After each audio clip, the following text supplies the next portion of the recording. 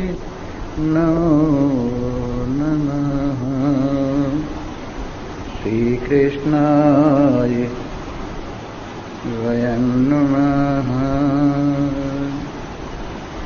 नारायणाय नमो नमः।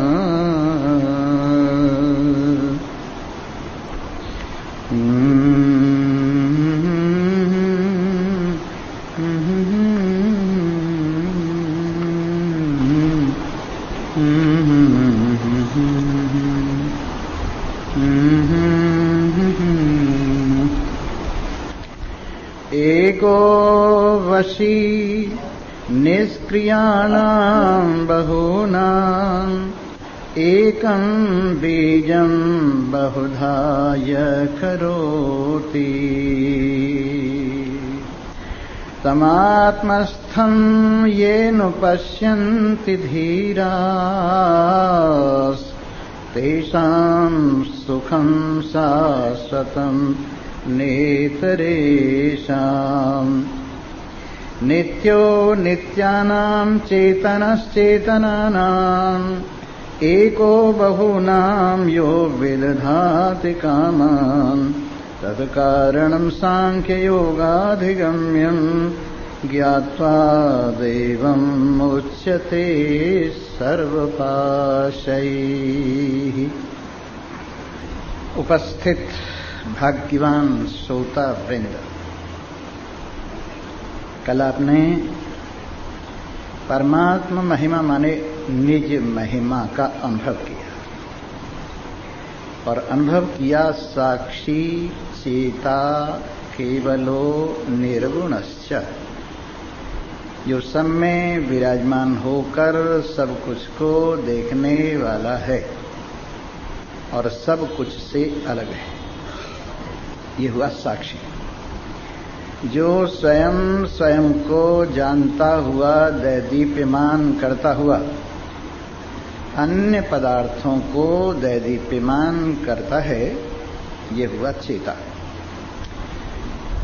सजातीय विजातीय स्वगत भेद रहित, इसका सजातीय भेद नहीं, दूसरा कोई परमात्मा नहीं जो सजातीय भेद हो।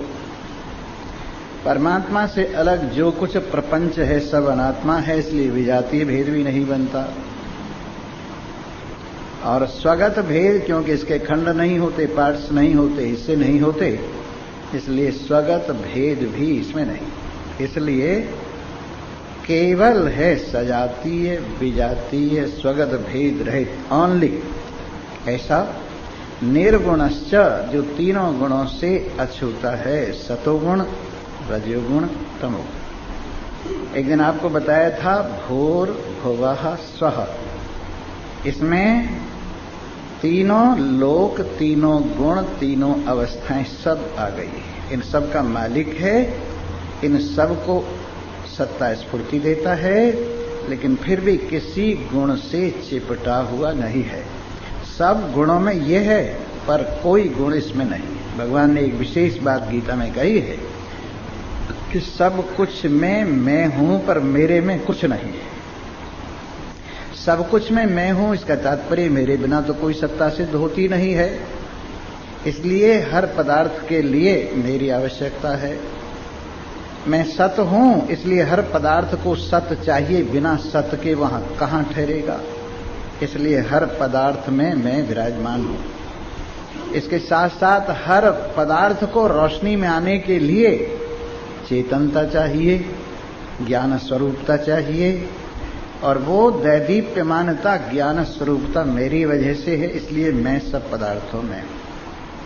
इस तरह से सत्ता स्फूर्ति देता हुआ और सब पदार्थों के प्रयोजन को सिद्ध करता हुआ, सब पदार्थों में मैं हूं पर मेरे में ये सब माया से भासते हैं, कल्पना से भासते हैं, पर वस्तुतः मुझ में ये नहीं। ये विशेष बात है कि भगवान सब में है पर भगवान में कुछ नहीं। भगवान में सब कुछ क्यों है? क्योंकि सब कुछ कल पा जाएगा, तो उसके लिए सत्ता भगवान ही है, दूसरा और कुछ नहीं है। सब कुछ दिखाई देगा तो भगवान की ज्ञान स्वरूपता से ही दिखाई देगा, उनसे ही सिद्ध होगा, नहीं तो उनके बिना सिद्धि भी नहीं होगी। प्रयोजन है तो उन्हीं के माध्यम से है, अगर वो प्रयोग नहीं करेंगे तो प्रयोजन भी नहीं है।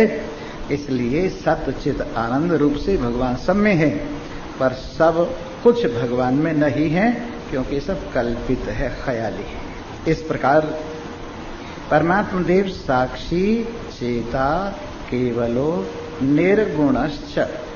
और बहुत से महात्मा हैं जो निर्गुण की चर्चा करते हैं और कहते हैं टुक रंग महल में आओ, निर्गुण सेज बिछी अपने हृदय के महल में आओ। जहां पर परमात्मा निर्विकल्प रूप से विराजमान है, जहां पर परमात्मा निर्गुण रूप से विराजमान है, संसार की कल्पना से पहले जो निर्विकार रूप से विराजमान हैं, उन निर्गुण की सेज हृदय में बिछी हुई है। एक ग्रंथ साहब में और वाणी है, आदि सच जुगादि सच है भी सच, नानक होसी भी सच। आदि सच का तात्पर्य जब तक लोक लोकांतर की कल्पना का भी भाव नहीं जागृत हुआ था, ऐसा पदार्थ आदि सच आदि में सत्य रूप से विराजमान होता है। जुगादि सच जब युग बनाने की कल्पना होती है, और सतयुग द्वापर त्रेता कलयुग ये सब युग बनते हैं, काल की कल्पना होती है, इसलिए जुगादि सच युग इत्यादि के पूर्व में यही सत्य है। और है भी सच, जो कुछ दिखाई दे रहा है सब नारायण ही है, इसलिए है भी सच। फिर निबट जाने के बाद जो कुछ शेष रहेगा वो भी सच है, इसलिए होसी भी सच, आगे सत्य ही शेष रहेगा। ये बिल्कुल वाणी ऐसी है जैसे ओम पूर्णमदः पूर्णमिदं पूर्णात् पूर्णमुदच्यते पूर्णस्य पूर्णमादाय पूर्णमेवावशिष्यते। इसी वाणी को सीधी साधी लोक भाषा में ग्रंथ साहब में कहा है, आदि सच जुगादि सच है भी सच, नानक होसी भी सच। ऐसा पदार्थ क्या है? निर्गुण है। और फिर गुणों की कल्पना में तो माया है। ये गुण माया में ही होते हैं, सतोगुण रजोगुण तमोगुण। ये प्रकृति के ही धर्म है, सतोगुण रजोगुण तमोगुण। नारायण में न सतोगुण है, न रजोगुण है, न तमोगुण है, और प्रकृति भी कल्पित है। ऐसे परमात्मा देव एक ही देवता सब प्राणियों में निवास करते हैं, गूढ़ रूप से सर्वव्यापी हैं, समस्त प्राणियों के अंतरात्मा हैं, सबके कर्मों के अध्यक्ष ईश्वर रूप से यही है, कर्म और कर्म फल देने वाले, और सभी प्राणी इन्हीं में निवास करते हैं। ऐसे परमात्मा साक्षी हैं, चेतन हैं, केवल है, निर्गुण। ये कल की कथा मैंने याद दिलाई। आइए आज की कथा। एको वशी निष्क्रियाणाम बहूनाम। एक ही परमात्मा, जो ये बहुत जड़ पदार्थ हैं, अपनी जिनमें क्रिया नहीं है। एक ही परमात्मा इन सभी जड़ पदार्थों को जो निष्क्रिय हैं, सत्ता स्फूर्ति देता हुआ अपने वश में रखता है, और सबको उनके स्वभाव प्रदान करके उनको मर्यादा में रखता है। कैसी विचित्र बात है, कैसी लीला है। सूर्य को बनाकर सूर्य का स्वभाव निश्चित कर दिया। तेरे को प्रातः काल में सबको दर्शन देने ही है, और प्रातः काल होता ही सूर्य के होने से है। अब देखिए, किसी भी दिन सूर्य देवता को न जुकाम होता है, न खांसी होती है, न बुखार आता है, रोजाना प्रकट होते हैं, रोजाना दर्शन देते हैं। इसलिए परमात्मा देव ने सबके स्वभाव निश्चित किए और उन स्वभावों में उनको पूरा टिका दिया। चंद्रमा का स्वभाव निश्चित किया कि एक भी दिन तुझको एक जैसा नहीं रहना है, मतलब एक दिन से दूसरे दिन बदल जाना है। इसलिए प्रतिदिन चंद्रमा अपनी कलाएं बदलता रहता है। ये परमात्मा ने स्वभाव निश्चित किया है। वायु का स्वभाव, अग्नि का स्वभाव, जल का स्वभाव और पृथ्वी का स्वभाव शब्द स्पर्श रूप रस गंध से निश्चित कर दिया है। ज्ञानेन्द्रियों के स्वभाव, कर्मेंद्रियों के स्वभाव, प्राणों के स्वभाव, अंतःकरण के स्वभाव, ये सब परमात्मा ने निश्चित कर दिए। स्थूल शरीर का स्वभाव ये परमात्मा ने निश्चित कर दिया है। तो इन निष्क्रिय पदार्थों को क्रिया दे करके उनमें एक विशेष स्वभाव का संस्थापन करना और उसी स्वभाव में उसका बरतते रहना, ये परमात्मा की महिमा है। जरा विचार कर देखिए कि ये नारायण कितना, और मैं आपको ये नहीं कहता हूं कि आपसे अलग कहीं बैठा हुआ आपको रचने वाला है। आप में बैठा हुआ स्वयं आप ही आपके रूप में विराजमान है। आप में बैठा हुआ स्वयं आप ही आपके रूप में विराजमान है। अलग से किसी को घड़ के आसमान से नहीं फेंकता। जो कुछ बनता है सब इसी में बनता है और सदा ये सब में विराजमान है। अलग ढूंढने की जरूरत ही नहीं है। ऐसा नारायण, ऐसा शुद्ध सच्चिदानंद ब्रह्म एक ही सबको वश में रखता है।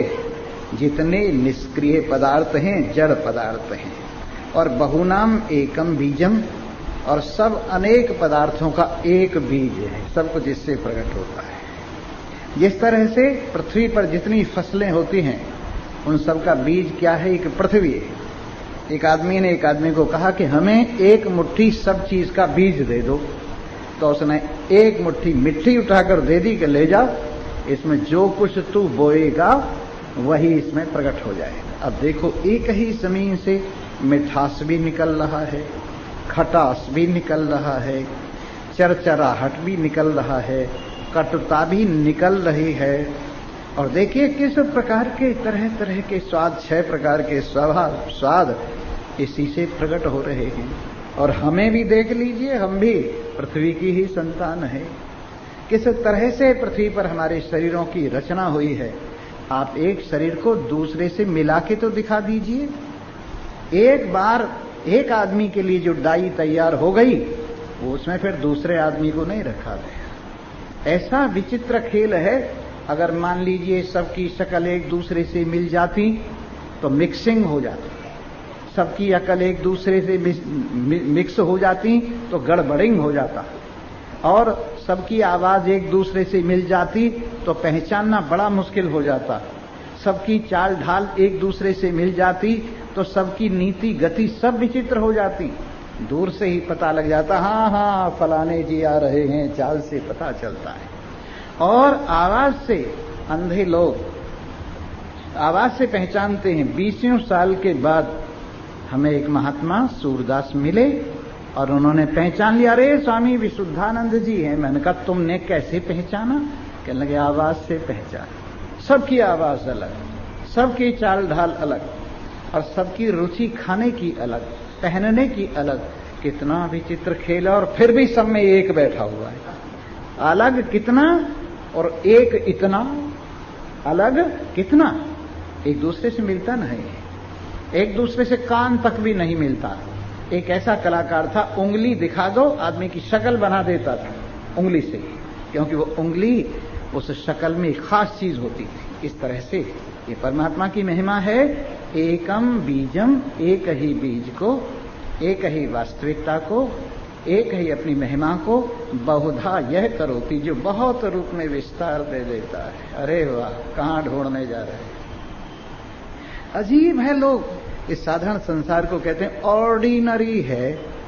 एक महात्मा ने यूं झपट्टा मारा और एक संतरा दे दिया, लो स्वामी जी।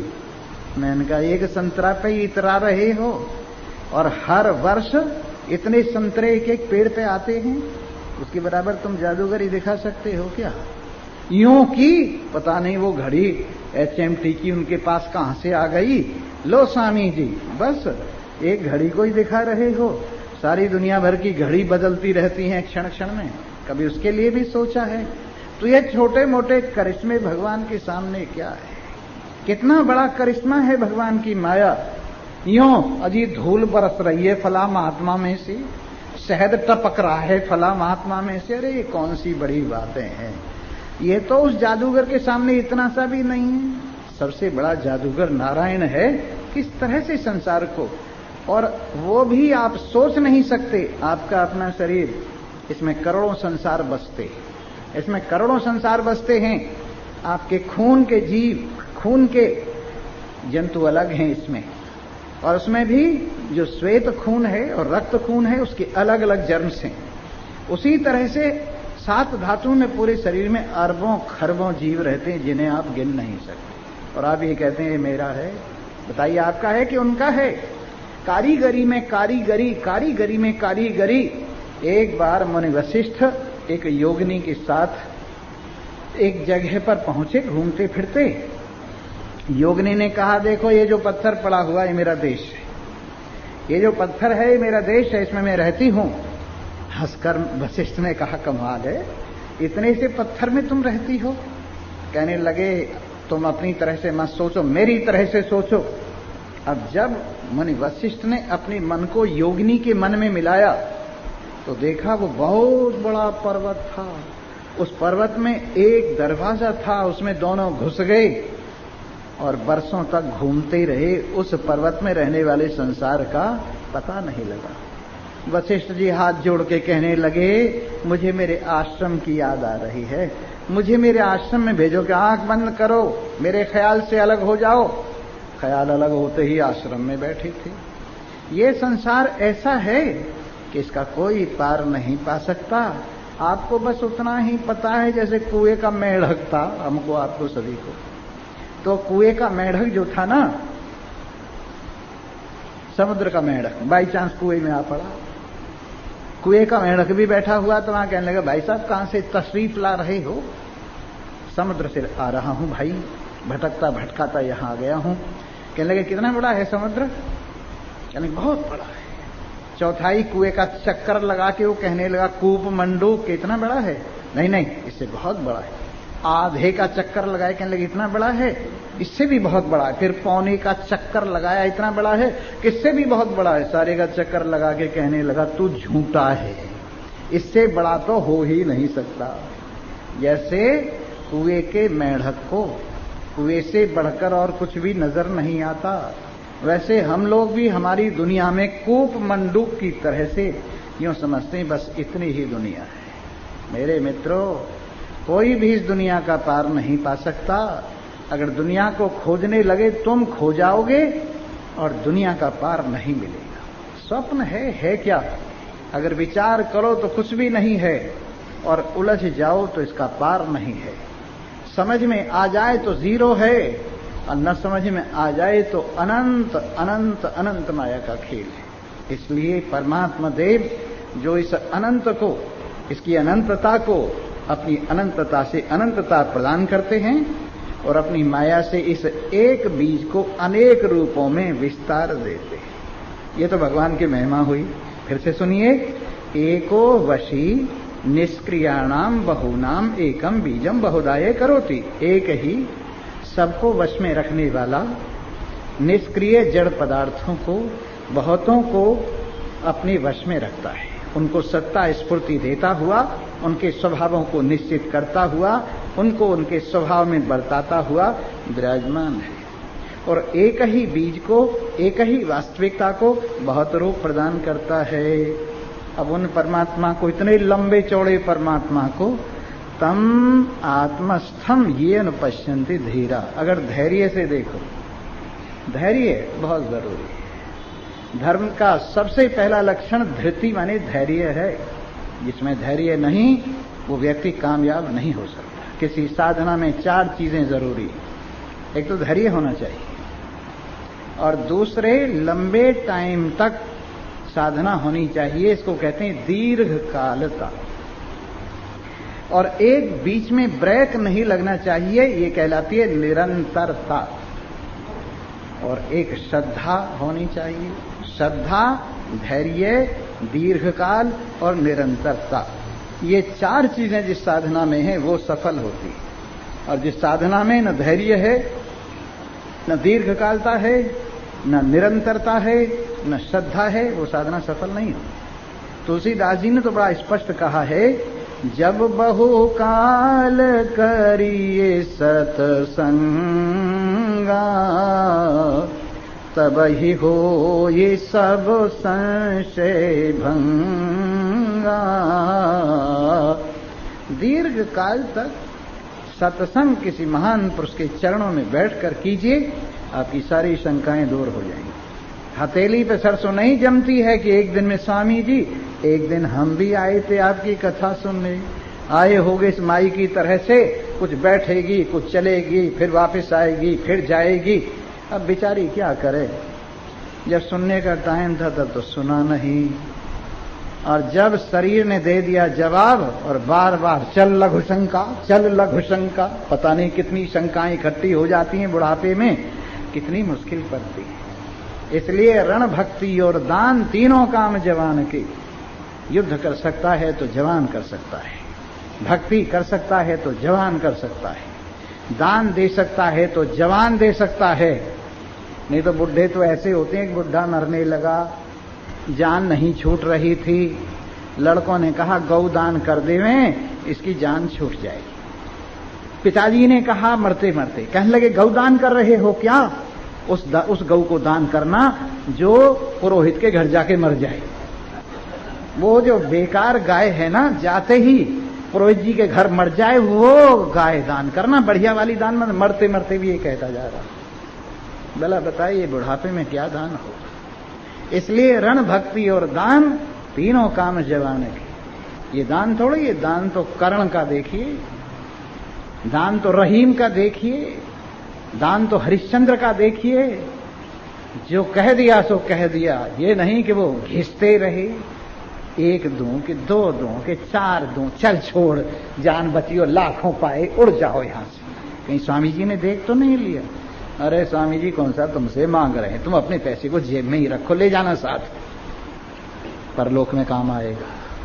मेरे मित्रों, ये बात चल रही थी जवानी की।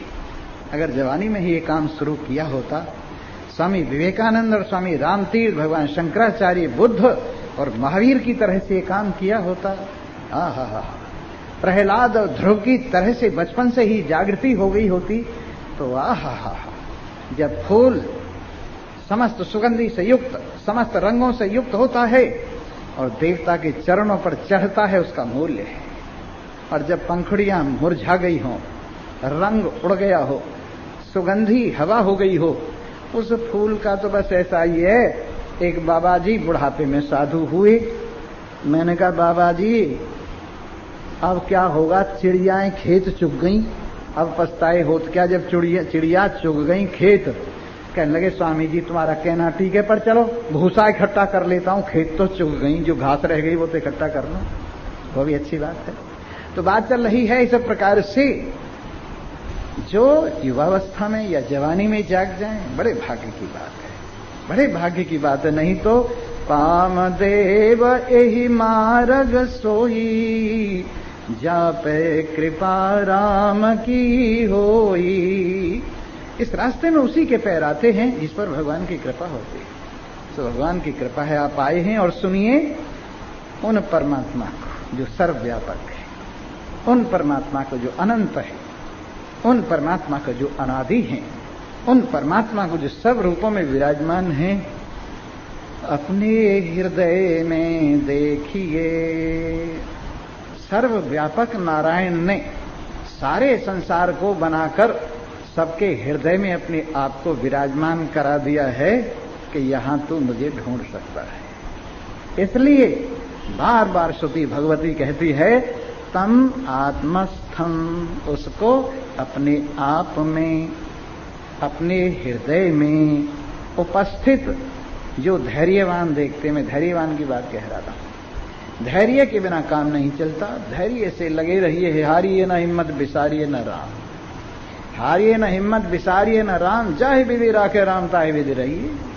जी हाँ, तो धैर्य युक्त होकर के जो इन परमात्मा को देखने वाले को देखते हैं, अनुपश्यन्ति, पश्यन्ति और फिर अनुपश्यन्ति, देखने वाले को जो देखते हैं, तेषाम सुखम शाश्वतम नेतरेषाम, उन्हीं को शाश्वत सुख है, सदा रहने वाला सुख है, और बाकियों को नहीं। उठक बैठक करने वाले तो वैसे ही दुखी हैं, उनको सुख कहां से होगा। पहले तो बैठे बिना चैन आदमी को नहीं मिलता, भाग दौड़ भाग दौड़ भाग दौड़ भाग दौड़, कबड्डी खेल रहे मंदिर में जाके भी। पहले तो अशांति उनके शरीर को, उनके मन को वैसे ही बनी हुई है। और फिर बैठ के भजन करने वाली बात हो तो और भी दूर है। और इस प्रपंच के चक्कर में पड़कर अपने आप को भूलने की बात ये तो आम बात है।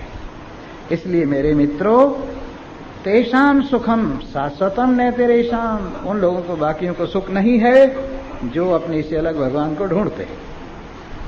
उन लोगों को सुख नहीं है जिनमें धैर्य नहीं है, हिम्मत नहीं है, साहस नहीं है, श्रद्धा और विश्वास नहीं है।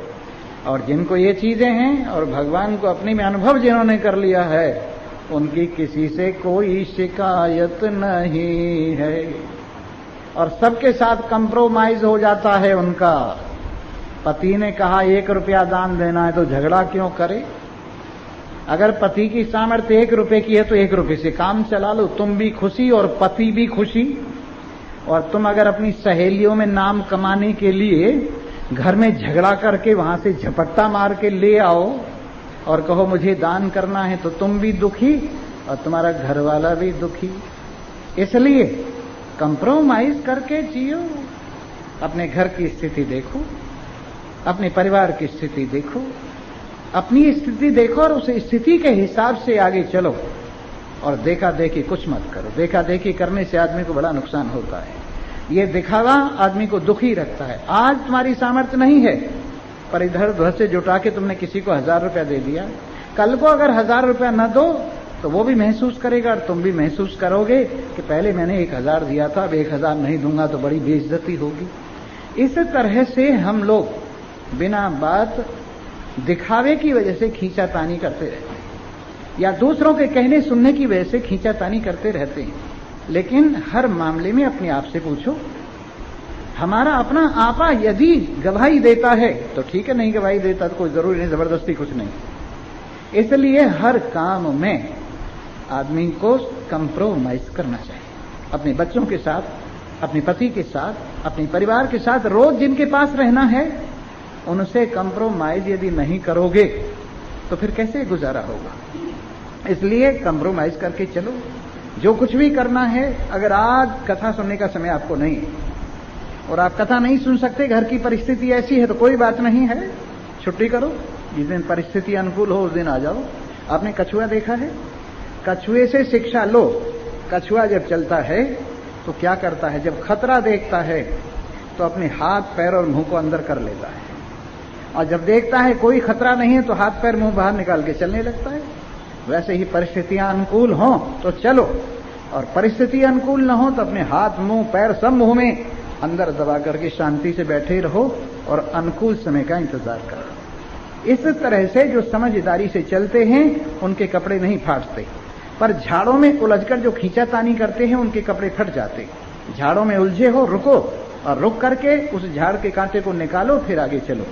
और यदि खींचातान करोगे तो आपके कपड़े फट जाएंगे। इसलिए बड़ी शांति से, समझ से, जो इस रहस्य को जानते हैं कि संसार के साथ कंप्रोमाइज करके रहो और प्रेम परमात्मा के साथ रखो, और बस आनंद ही आनंद है। और आगे का मंत्र कहता है, नित्यो नित्यानाम चेतनश्चेतनानाम एको बहुनाम यो विदधाति कामान तत्कारणं सांख्य योगादिगम्यम ज्ञात्वा देवम उच्यते सर्वपाशै। नित्य पदार्थ बहुत से कहे जाते हैं और लोग कहते हैं अजी साहब धरती रह जाएगी, आसमान रह जाएगा और कुछ नहीं रहेगा, पर ये भी चले जाएंगे। जिनको आप नित्य समझ रहे हैं, स्थायी समझ रहे हैं, वो नित्य और स्थायी माने जाने वाले पदार्थ भी निबट जाएंगे। और जो इन सब नित्यों की एक नित्यता परमात्मा है, जो सब चेतनों की एक चेतनता परमात्मा है, जो अकेला ही इन सब सारी इच्छाओं को धारण करने वाले, ये सब शरीर जो है इच्छाएं हैं और कुछ नहीं। ये सब शरीर हमारी इच्छाएं हैं, इच्छाओं ने जन्म दिया है। और कब तक ये शरीर चल रहे हैं? जब तक इसके पीछे इच्छा काम कर रही है। सारा संसार इच्छा से पैदा हुआ है, सारा संसार इच्छा से जीवित है, सारा संसार इच्छा से चल रहा है।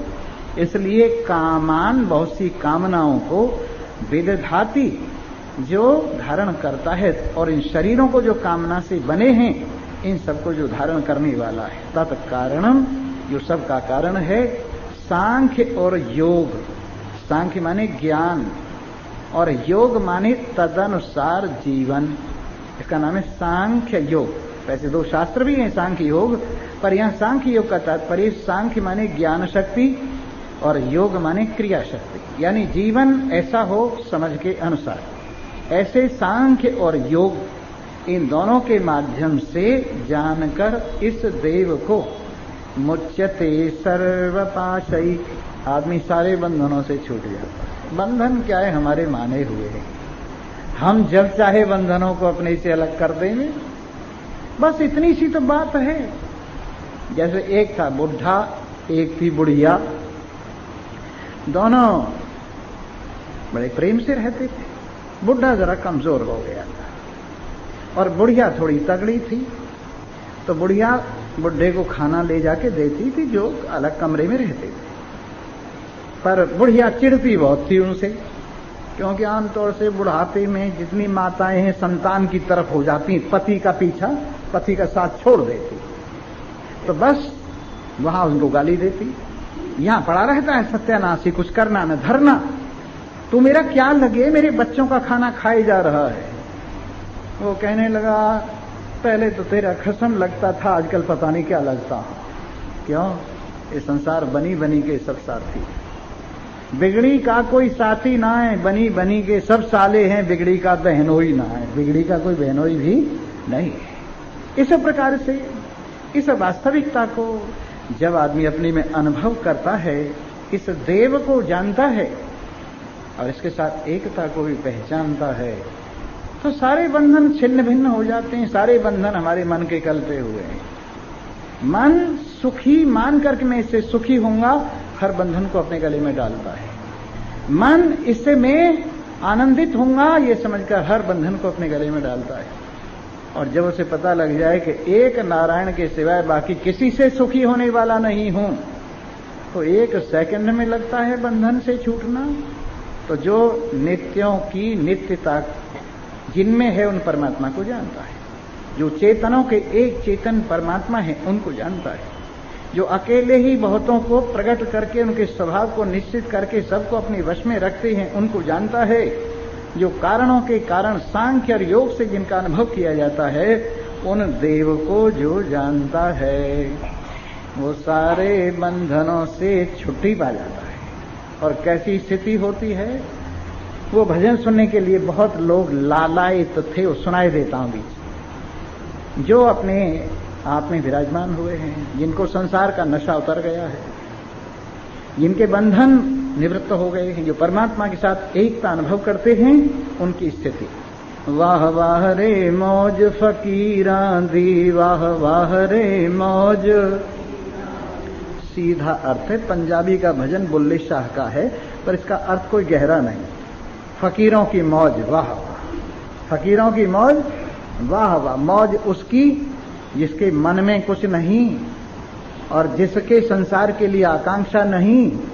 भाई आंख झुकाई कब से, हाथ पसारा जब से। आंख झुकाई कब से, हाथ पसारा जब से।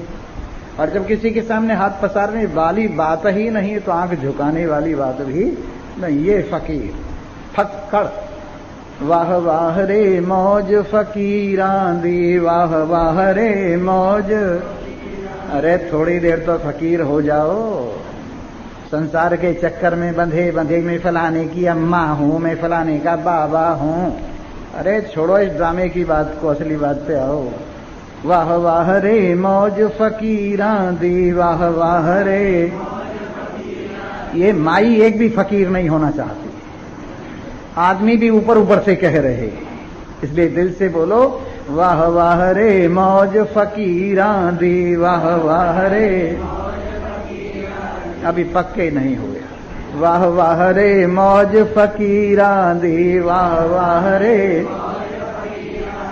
कभी तो ओढ़े साल दुशाले, कभी तो ओढ़े, कभी गुदड़िया लीरां दी, ये कभी गुदड़िया लीरां दी, वाह वाह रे मौज फकीरां दी, वाह वाह रे मौज, वाह वाह रे मौज फकीरां दी, वाह वाह रे।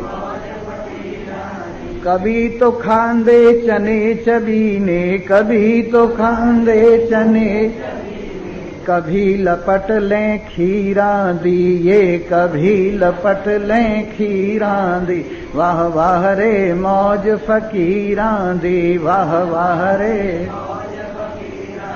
कभी तो ठहरे रंग महल में, कभी तो ठहरे रंग, कभी झोंपड़ी अहीरा दिए, कभी झोंपड़ी अहीरा। वाह वाह रे मौज फकीरा दी, वाह वाह रे, वाह वाह रे मौज फकीरा दी, वाह वाह रे। बुल्ले शाह पुकार कहंदा, बुल्ले शाह पुकार, बलिहारी इन पीरां दी, अजी बलिहारी इन पीरां दी। वाह वाह रे मौज फकीरां दी, वाह वाह रे। ज्ञानवान की मौज है, बाकी सबकी मौत है। सब उठेंगे मर गए राम, बैठेंगे मर गए राम।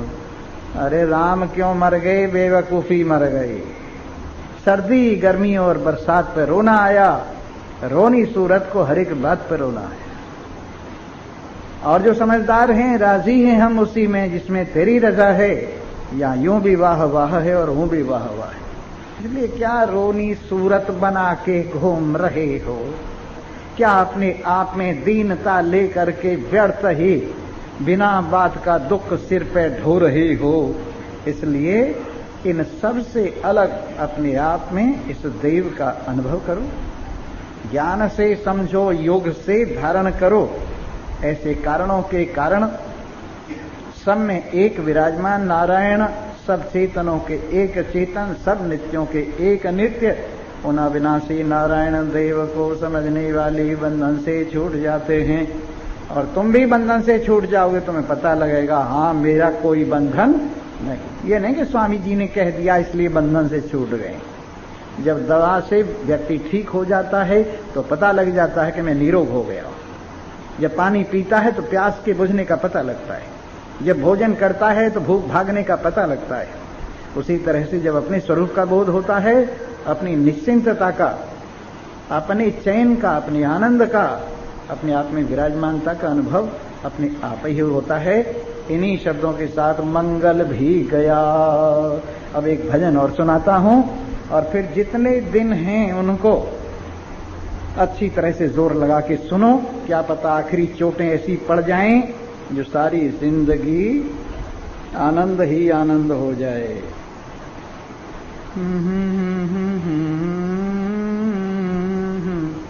जीता हुआ जी प्रेम रस पी, जीता हुआ जी प्रेम रस, दुनिया में दखल मत देना कभी, दुनिया में दखल मत देना कभी, जीता हुआ जी प्रेम रस पी, जीता हुआ जी प्रेम।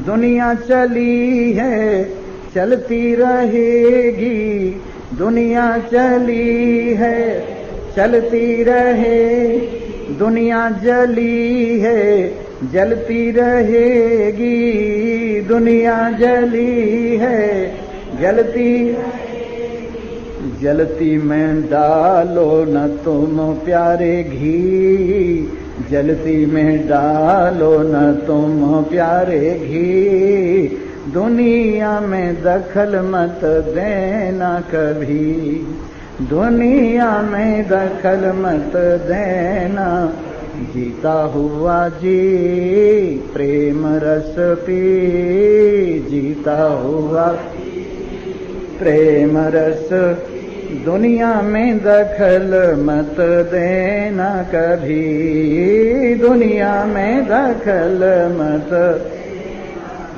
दुनिया में दखल देने का फल क्या है? पशुओं की भांति लोग लड़ते यहाँ, पशुओं की भांति लोग लड़ते, पशुओं की भांति लोग मरते यहाँ, पशुओं की भांति लोग मरते, मानव की भांति भला करता हुआ जी, मानव की भांति भला करता हुआ जी, दुनिया में दखल मत देना कभी, दुनिया में दखल मत देना। अहंकार बेकार शैतान है, अहंकार बेकार शैतान, इससे ऊपर एकमात्र भगवान है, इससे ऊपर एकमात्र भगवान, उसी का सहारा लेकर ठंडा पानी पी, उसी का सहारा लेकर ठंडा पानी पी, दुनिया में दखल मत देना कभी, दुनिया में दखल मत देना। आखिर सब खाक में मिलेंगे लोग ये, आखिर सब खाक में मिलेंगे, पालते जो दुनिया के दुख के रोग ये, पालते जो दुनिया में दुख के रोग ये, कटे हुए फटे हुए दिल के घाव अपने सी, फटे हुए दिल के घाव अपने सी, दुनिया में दखल मत देना कभी, दुनिया में दखल मत देना। जीता हुआ जी प्रेम रस पी, दुनिया में दखल मत देना कभी, जीता हुआ जी प्रेम रस पी, दुनिया में दखल मत। सर्वे भवन्तु सुखिनः, सर्वे सन्तु निरामया, सर्वे भद्राणि पश्यन्तु मा कश्चित् दुःखभाग् भवेत्। ओम शांति शांति शांति।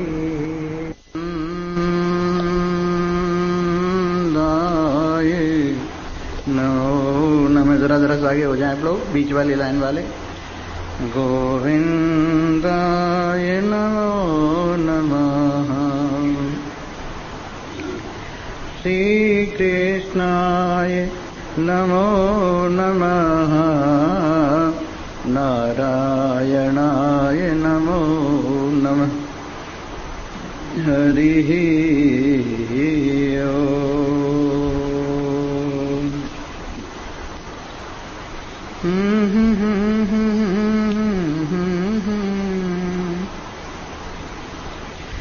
न तत्र सूर्यो भाति न चंद्रतारकं, नेमा विद्युतो भान्ति कुतोऽयमग्निः, तमेव भान्तम् अनुभाति सर्वं, तस्य भासा सर्वमिदं विभाति। एको हंसो भुवनस्यास्य मध्ये, सैवाग्निः सलिलं सन्निविष्ट, तमेव विदित्वा ते मृत्युमेति, नान्यः पन्था वेद्यते अयनाय। उपस्थित भाग्यवान श्रोता वृंद,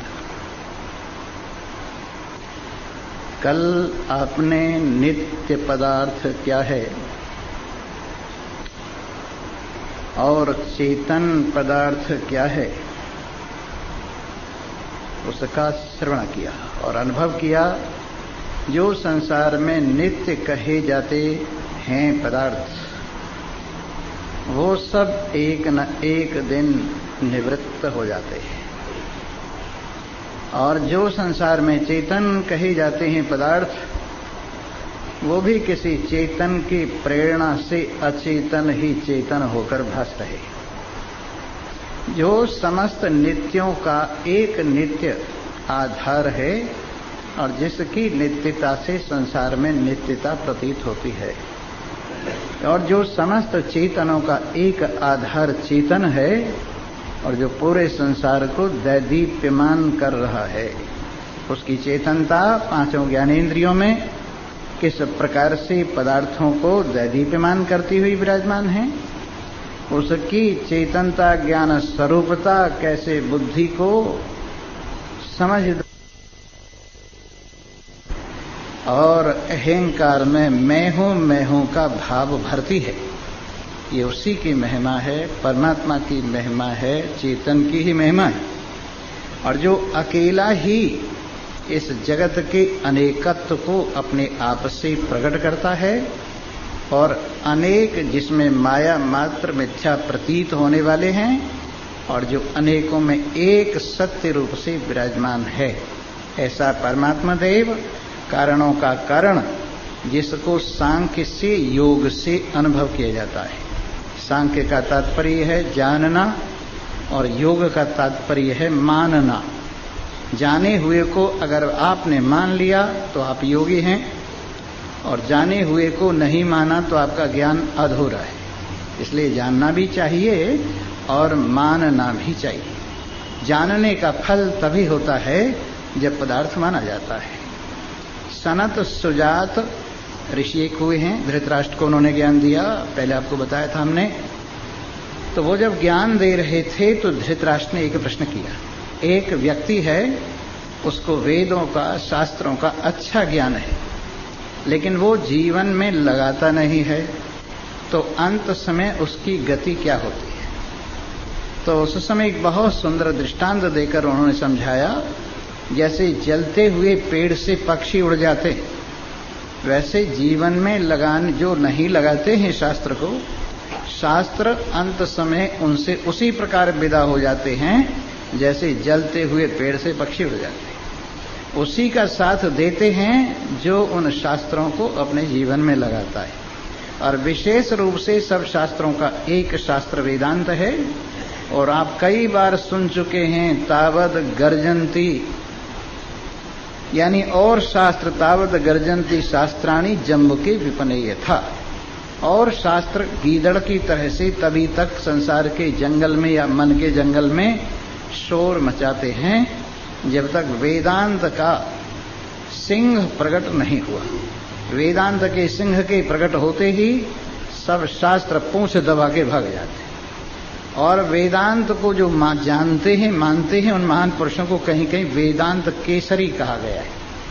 वेदांत केसरी का तात्पर्य वेदांत को जीवन में लगाने वाले शेर। शेर क्यों हैं? 5 प्रकार की भ्रांति है, और 5 प्रकार की भ्रांति को जिन्होंने निवृत्त कर दिया है वो शेर कहलाते हैं। एक तो है भेद भ्रांति, एक है संग भ्रांति, एक है विकार भ्रांति, एक है कर्ता भोक्तापने की भ्रांति, और एक है जगत के सत्यपने की भ्रांति। इन 5 भ्रांति मिथ्या ज्ञानों से व्यक्ति बंधा हुआ है। तो इनमें से हम पहली भ्रांति का वर्णन करते हैं। भेद भ्रांति क्या है? ईश्वर और जीव को अलग अलग मानना, ये भेद भ्रांति नंबर 1। जीवों को परस्पर अलग अलग मानना, ये भेद भ्रांति नंबर 2 है। जीव और जगत को अलग अलग मानना, ये भेद भ्रांति नंबर 3 है। जगत में पदार्थों को अलग अलग मानना, ये भेद भ्रांति नंबर 5 है। जगत और जगदीश्वर में भेद मानना, ये भेद भ्रांति नंबर 5। ये 5 प्रकार की भेद भ्रांति होती। फिर से इनके नाम सुन लीजिए। ईश्वर और जीव का भेद, जीवों का परस्पर भेद, जीव और जगत का भेद, जगत में पदार्थों का भेद, जगत और जगदीश्वर का भेद, ये 5 प्रकार की भेद भ्रांति। और ये कौन से ज्ञान से निवृत्त होती है? सर्वम खल्विदम ब्रह्म, ये चराचर जगत एक ब्रह्म है, इसलिए सारी भ्रांति एक ब्रह्म के ज्ञान से निवृत्त हो जाती है। ईश्वर और जीव दोनों में एक ही ब्रह्म रहता है, सब जीवों में एक ही ब्रह्म रहता है, जीव और जगत में एक ही ब्रह्म रहता है, जगत के सब पदार्थों में एक ही ब्रह्म रहता है, जगत और जगदीश्वर दोनों एक ही ब्रह्म हैं। इसलिए सर्वम खल्विदम ब्रह्म, ये सारा जगत एक ब्रह्म है। इससे भेद भ्रांति निवृत्त हो जाती है। अगर भेद भ्रांति निवृत्त हो तो क्या हो जाता है? मृत्यु सह मृत्युम आपनोति यह इह नानेव पश्यति। जो यहाँ अनेकपना देखता है वो बराबर मृत्यु से मृत्यु को पाता रहता है। तत्र कै मोह कै शोक एकत्वम अनुपश्यतः। एकता देखने का क्या फल है? शोक और मोह एकता के दर्शन से समाप्त हो जाते हैं। तत्र कै मोह को मोह कै शोक एकत्वम अनुपश्यतः। एकता को देख लेने पर शोक और मोह नाम की कोई वस्तु नहीं। इस प्रकार ये एक ब्रह्म का ज्ञान इस भेद भ्रांति को निवृत्त कर देता है। इसके बाद में है संग भ्रांति। जिस तरह से एक दर्पण होता है और दर्पण के सामने आप 5 रंग के फूल रख दीजिए तो वो 5 रंगों के फूलों का रंग दर्पण में दिखाई देता है। दर्पण में है नहीं पर दर्पण में प्रतीत होता है। ऐसा क्यों है? क्योंकि दर्पण के सामने रखे होने की वजह से दर्पण का संग उनसे होता है और उससे वो दर्पण में भासते हैं। ये संग भ्रांति है। वैसे ही हमारे में 5 ज्ञानेंद्रियों के धर्म 5 फूलों की तरह से शब्द स्पर्श रूप रस गंध के रखे हुए हैं और ये 5 रंग हमारे में दिखते हैं। पर वस्तुतः ये 5 रंग अलग हैं। जैसे 5 फूलों के रंग बाहर हैं पर दर्पण में दिखते, वैसे ही 5 विषय हमारे में नहीं हैं पर हम अपने में समझते हैं। इस तरह से संग भ्रांति निवृत्त हो जाती है। विकार भ्रांति ऐसे है जिस तरह से आभूषण हैं, एक सोने से हजारों आभूषण बनते हैं। इस तरह से कड़ा भी बनता है, कंगन भी बनता है, हार भी बनता है और कुंडल भी बनते हैं, चूड़ामणि भी बनती है, चूड़ियां भी बनती हैं। सैकड़ों तरह के आभूषण एक सोने से बनते, पर फिर भी सोना ज्यों का त्यों रहता है। सोने में कोई विकृति नहीं आती। कितने ही आभूषण बन जाएं, सोने में कोई फर्क नहीं आता।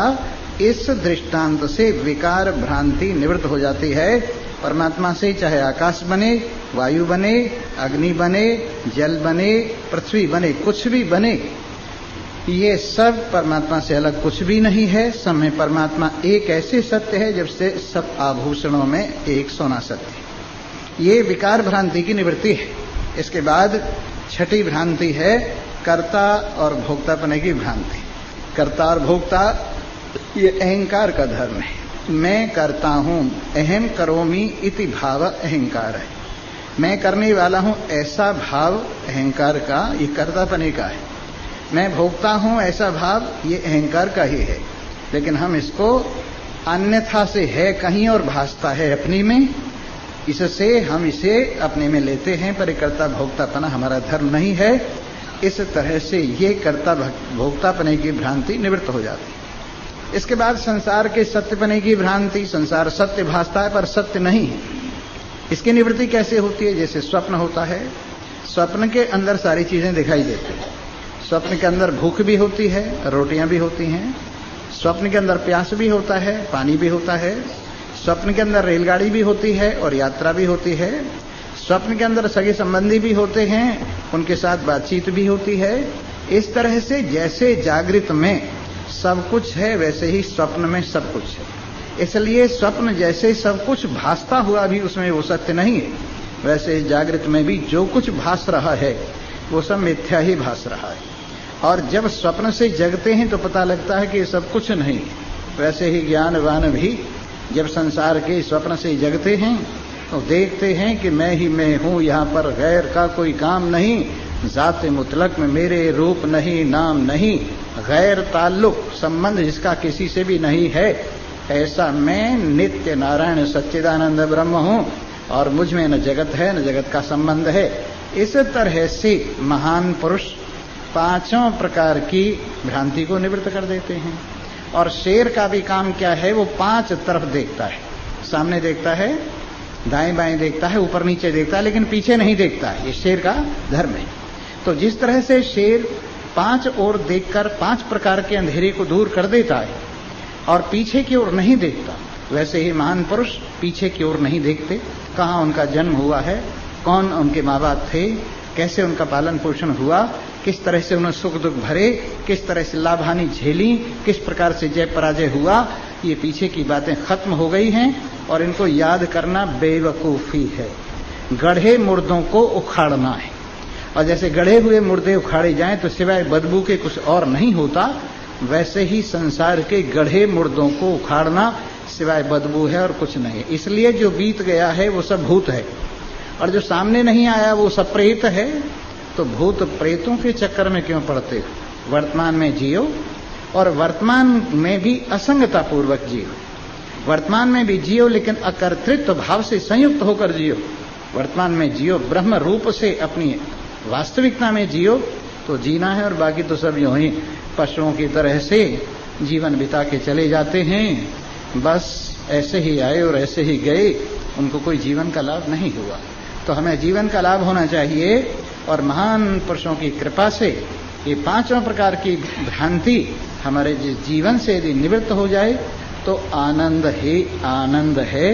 इस प्रकार सांख्य और योग की बात चल रही थी। जानना सांख्य है और मानना योग है, इसलिए हमें जानना भी चाहिए और मानना भी चाहिए। जानने के नाम पे तो हमने बड़े बड़े विद्वान देखे, बहुत जानते, शास्त्र कंठ हुए पड़े, और यहां तक देखा है हमने, हम यहीं चैम्बूर में थे, एक ब्राह्मण दक्षिण का आया और उसने उपनिषदों के मंत्र, वेदों के मंत्र इतने बोले कि लाइन लगा दी, लेकिन फिर सब बोलने के बाद उसका तात्पर्य हम समझ गए।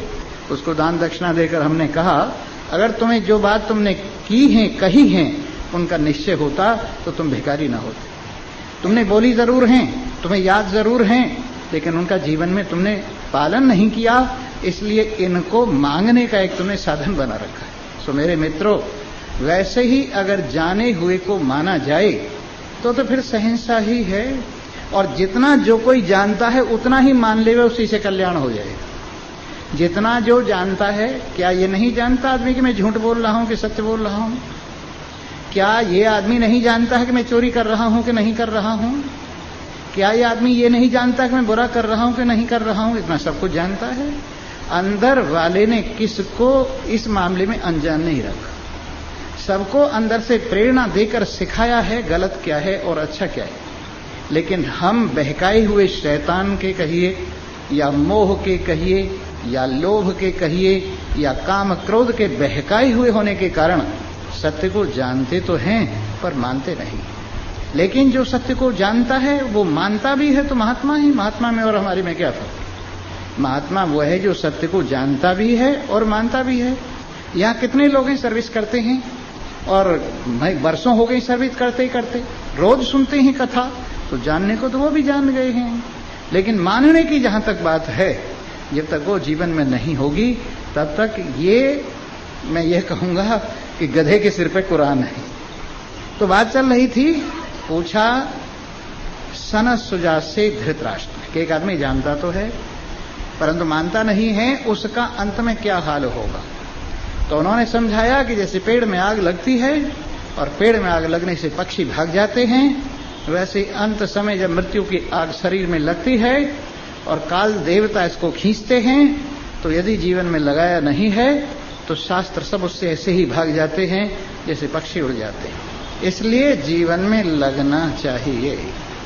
अगर इतनी सी बात जीवन में लग जाए, एक परमात्मा सत्य है, बाकी सब मिथ्या है, एक परमात्मा हमारा सच्चा साथी है और बाकी सब काम चलाऊ हैं, एक परमात्मा से ही हमारा जीवन है, बाकी सब तो उसके सहारे ही है, इतना सा मालूम हो जाए, ज्ञात्वा देवम, इस देव को जान लिया जाए, समझ लिया जाए। इस देव की महिमा कहाँ दिखाई नहीं देती? जहां तुम्हारी दृष्टि जाती है, दृष्टा में भी वही है, दृष्टि में भी वही और दृश्य में भी वही।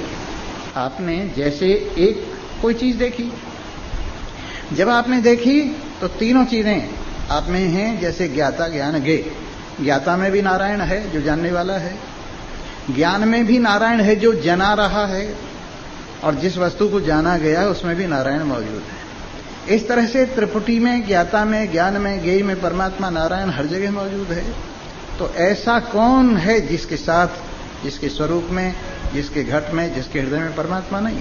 घट घट मेरा साइया, सोना घट नहीं कोई, बलिहारिता घट की जाघट प्रकट हो। बस एक ही बात है, हम परमात्मा में गैर हाजिर हैं और परमात्मा हमारे में हाजिर है। सब में हाजिर है, लेकिन हम परमात्मा में गैर हाजिर हैं। क्यों? हमें संसार से ही फुर्सत नहीं है। अपने घर में मेहमान बैठा हुआ है, अपने हृदय में भगवान बैठा हुआ है, अपना इंतजार कर रहा है, लेकिन हम हैं कि संसार के काम धंधों में ऐसे फंसे बैठे हैं कि भगवान की आवाज ही नहीं सुनते। भगवान ने महात्माओं को भेजा, जाओ जगाओ इनको, मोह की निशा से इनको उठाओ और इनको वायदा याद कराओ कि मनुष्य शरीर लेते वक्त उन्होंने क्या वायदा किया था।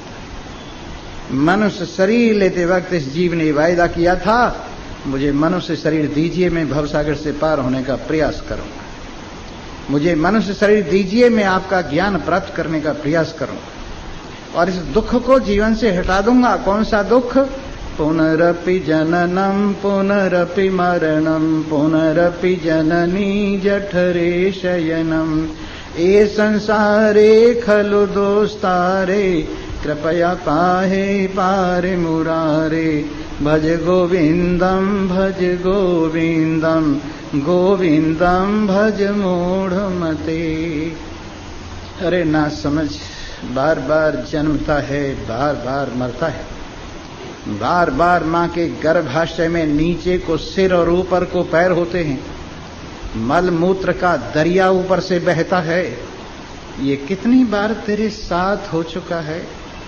इस संसार में क्या है जहां पर जन्म बड़े कष्ट से होता है, जहां पर मरण बहुत कष्ट से होता है, जहां पर रोग हर वक्त सताता रहता है, जहां पर बुढ़ापा रगड़ने का इंतजार कर रहा है।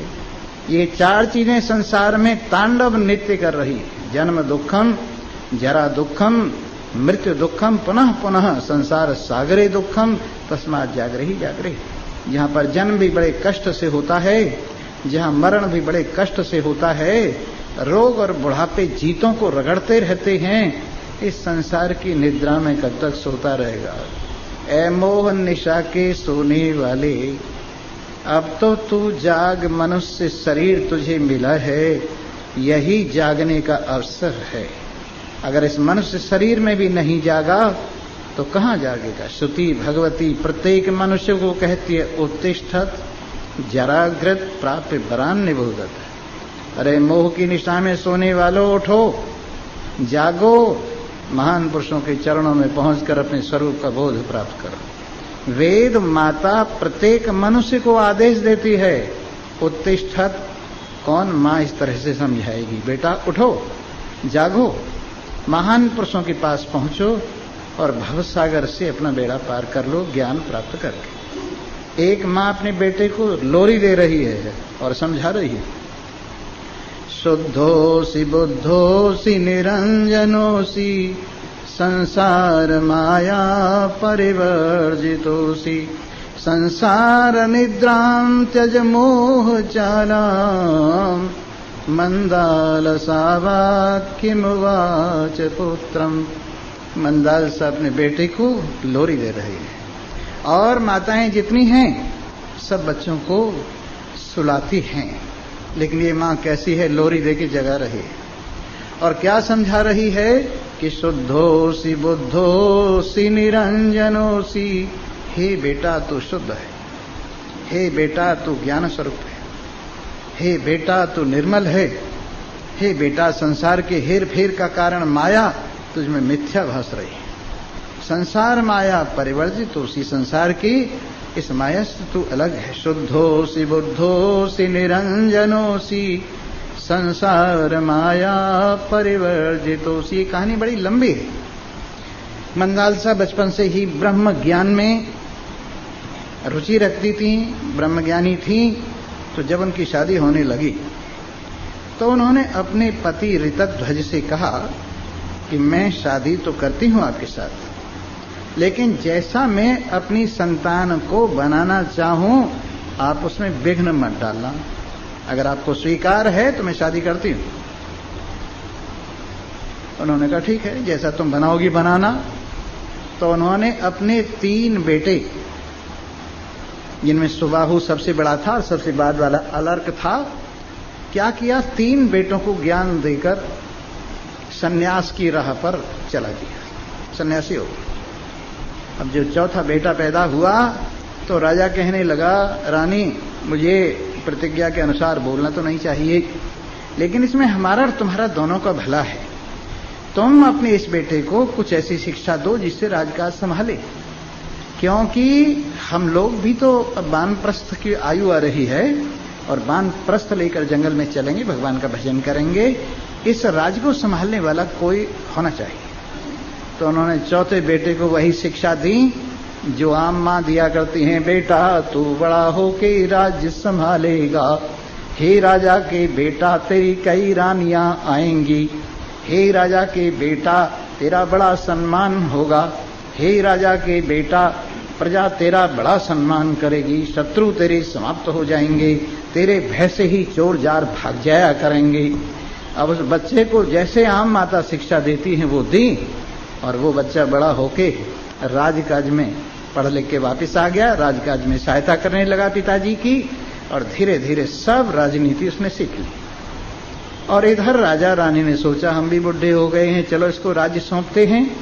तो उन्होंने अलर्क को राजगद्दी पर बिठाया और एक यही मंत्र कागज में लिख के उनके हाथ में एक कपड़े में बांध दिया, ताबीज जैसा बना के, और कहा बेटा जब तेरे पर आपत्ति हो ये खोल के पढ़ लेना, तेरी आपत्ति दूर हो जाएगी। कह के चले गए।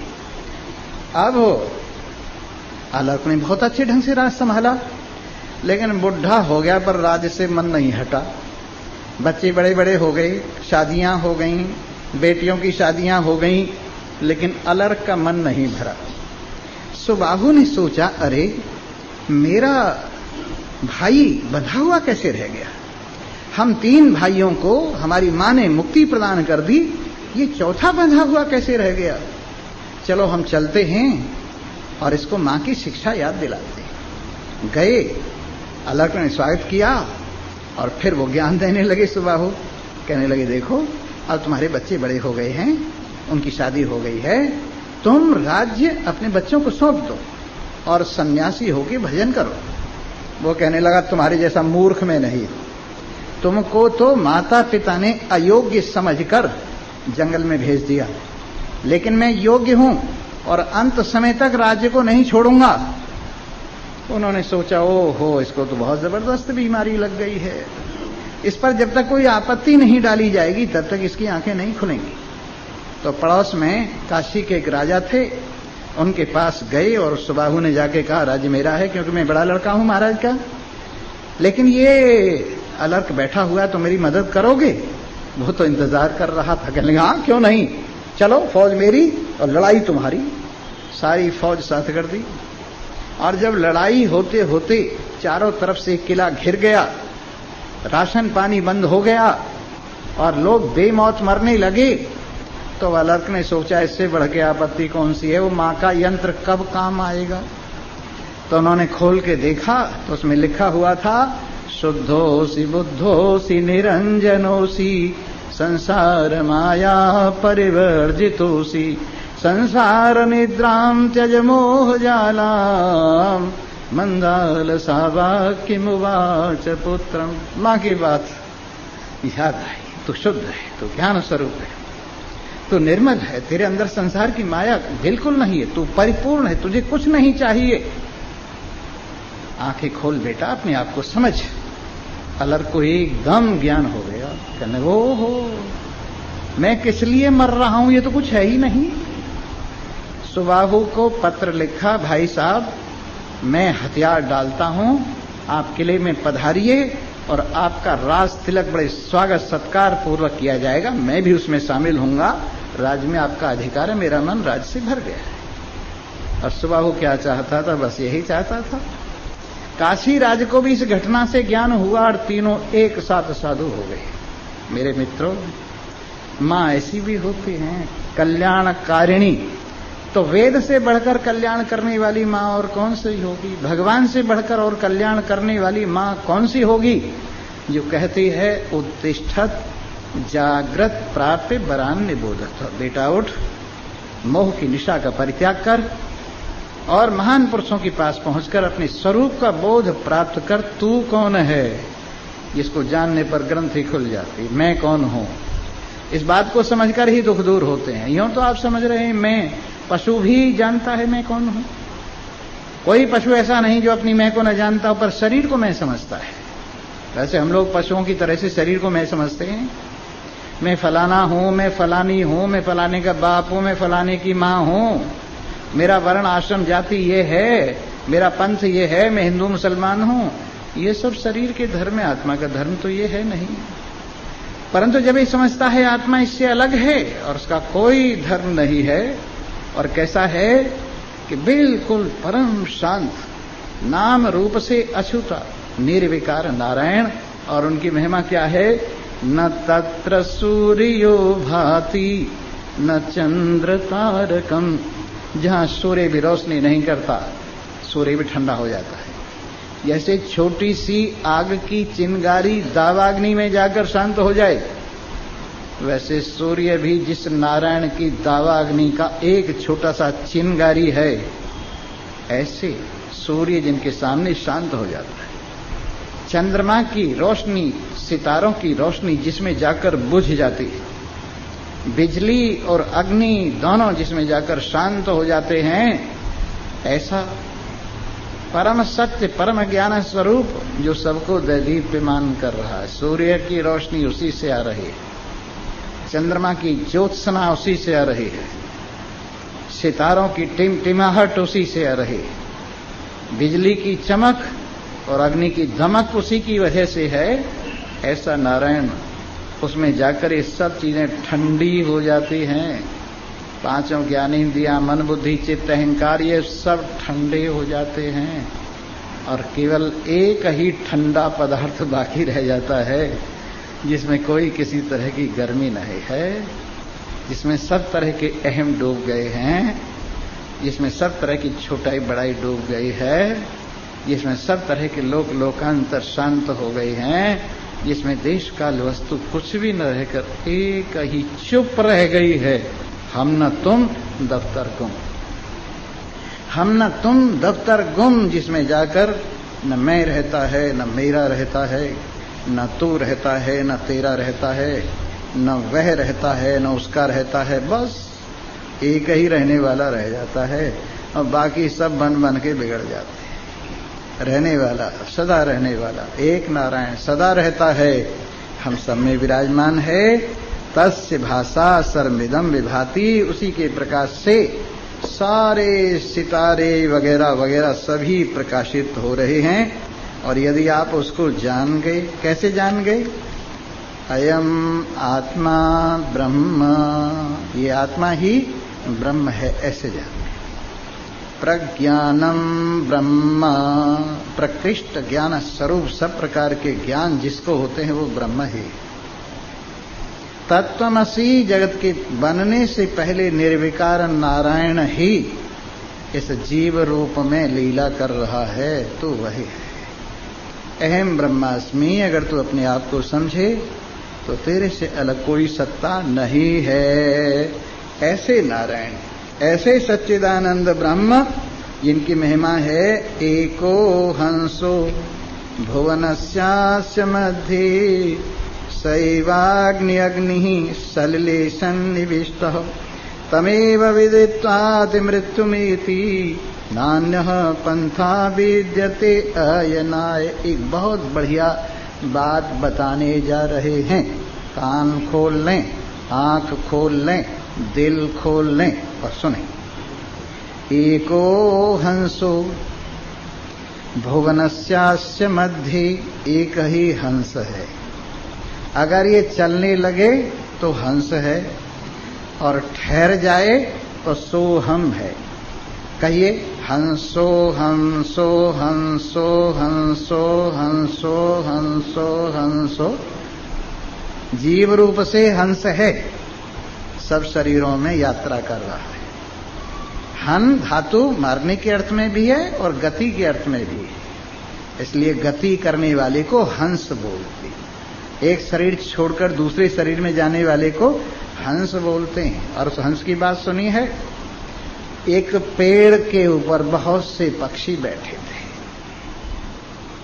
एक हंस भी सुबह ही सुबह जाकर उल्लू बैठे थे। उस पेड़ पर कौन बैठे थे? उल्लू नहीं जानते? रात में देखता है, उल्लू बैठे थे। अंग्रेजी में ओवेल बोलते हैं, वो भी उल्लू का ही बिगड़ा हुआ है। उल्लू हो या उल्लू का पट्टा हो, दोनों ही कई बात। जी हाँ, उल्लू बैठे हुए। तो शाम को एक हंस उड़ता उड़ता आया और उसने सोचा बड़ा अच्छा पेड़ है, चलो मैं भी आराम कर लेता हूं। तो वो जब उतरने लगा, सब उल्लू कहने लगे, नहा धो के बैठे थे, अपने शिकार विकार को जा रहे थे, कहने लगे भाई साहब सुबह ही सुबह कहां से तशरीफ ला रहे हो? किसने कहा ये? किसको कहा?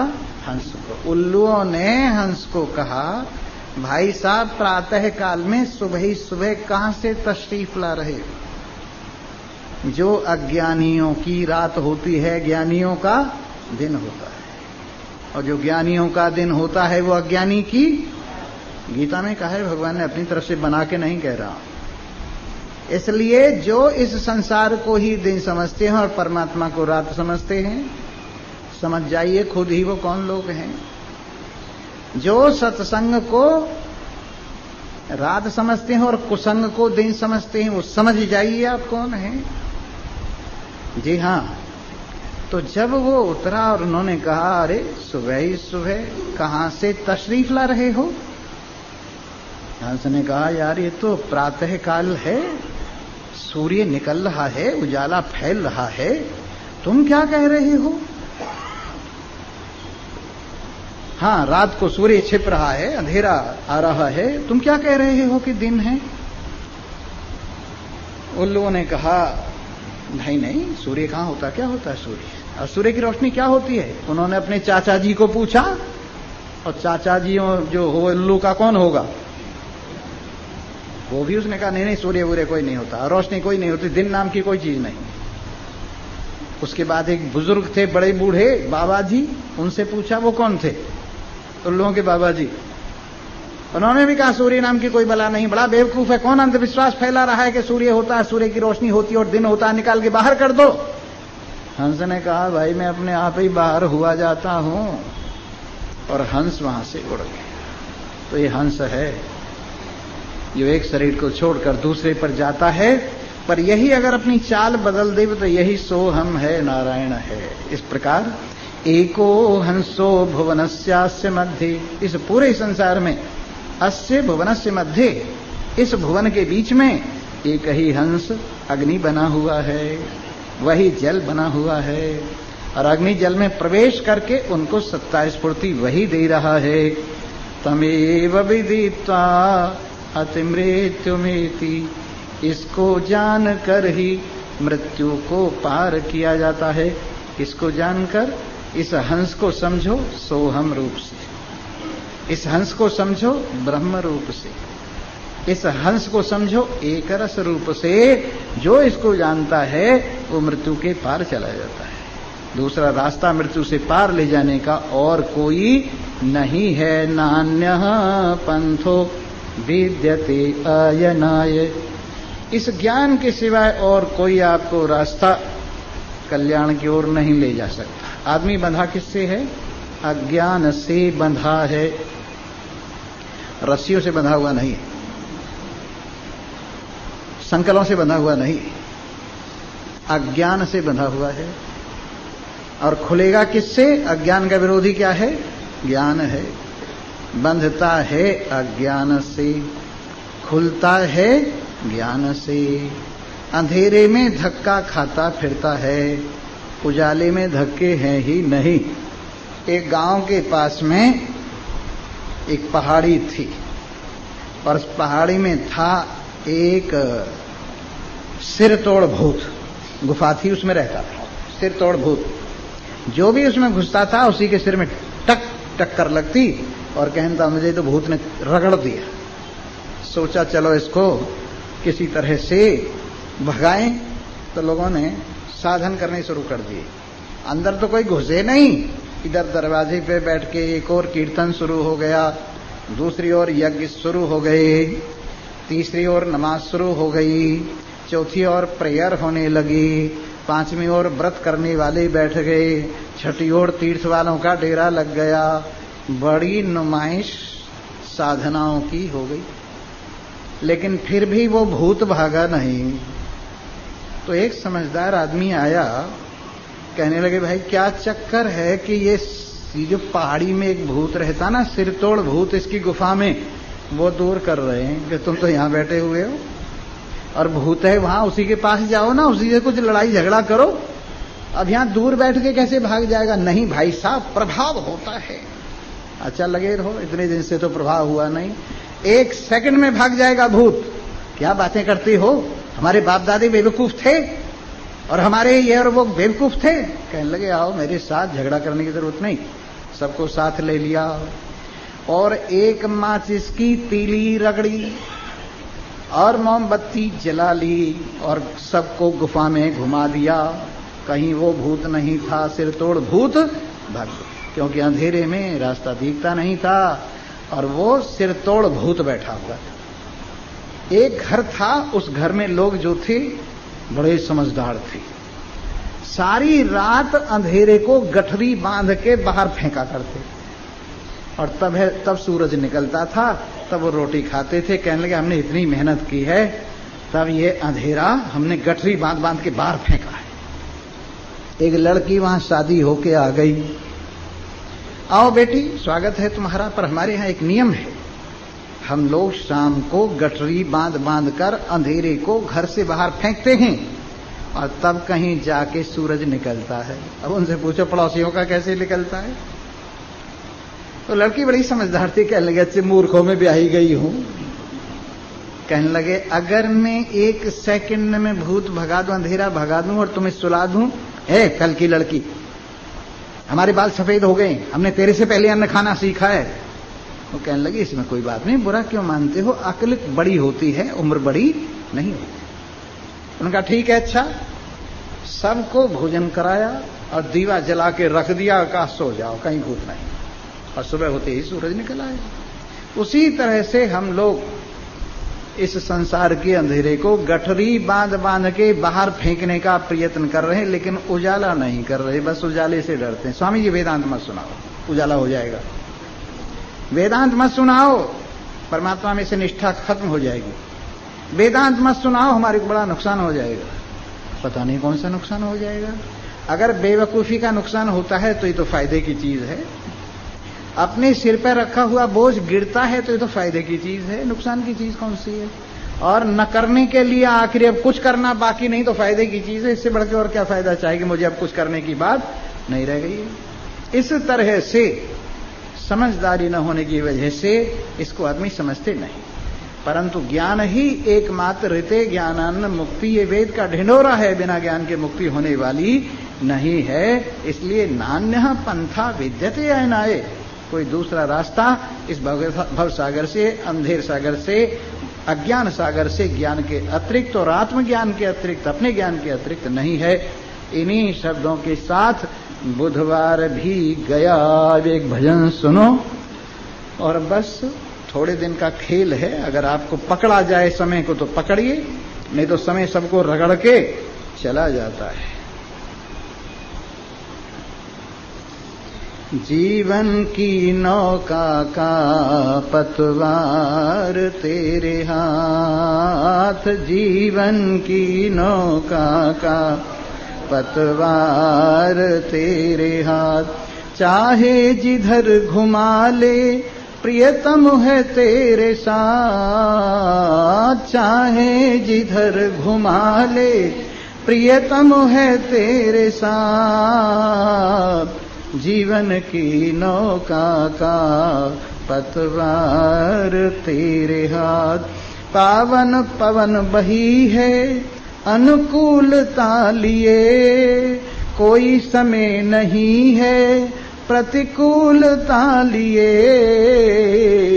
तुझको बुला रहे हैं, तुझको बुला रहे हैं, चल आगे तेरे नाथ, जीवन की नौका का पतवार तेरे हाथ।